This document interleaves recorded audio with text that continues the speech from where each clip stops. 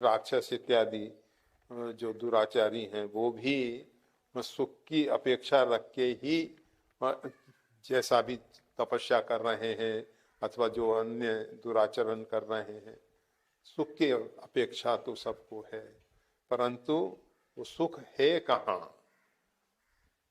वास्तविक में होता क्या है कि हमारा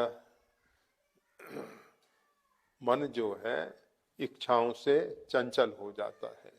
जब हमारा मन चंचल हो जाता है तो उसमें आत्म स्वरूप दिखाई नहीं देता। जैसे जल चंचल हो जाता है तो उसमें अपनी छाया नहीं दिखाई देगी, अपना बिंब नहीं दिखाई देगा। और जब जल स्थिर होता है तो उसमें अपनी बिंब, अपना छाया दिखाई देती है। इसी प्रकार से जब मन चंचल होता है तो उसमें अपना जो स्वरूप है उसका बोध नहीं होता है।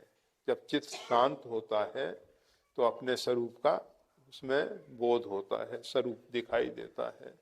स्वरूप जो है अपना आनंदमय है, इसलिए हमको सुख की प्रतीति होती है। फिर दूसरी अपेक्षाएं, दूसरी इच्छाएं, कामनाएं जन्म ले लेती हैं और उन इच्छाओं के कारण फिर हमारा चित्त चंचल हो जाता है और उस चंचल चित्त में फिर स्वरूप का बोध न रहने के कारण, स्वरूप का बिंब न पड़ने के कारण फिर हम दुखी हो जाते हैं। तो चित्त की शांति ही जीवन का परम ध्येय है। परम लक्ष्य हमारा यही है कि जीवन में परम शांति मिले।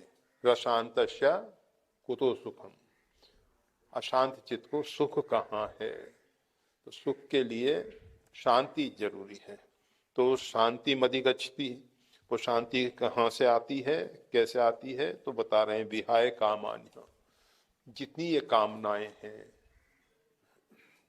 उनको छोड़कर, जही शत्रु महाबाहो काम रूपम दुरासदम, अर्जुन से भगवान ने कहा महाभारत युद्ध से पूर्व तो अपनी इच्छाओं से युद्ध कर, और जब तू इच्छाओं पे विजय पा लेगा उसके बाद सम स्थिति में खड़े होके युद्ध करना।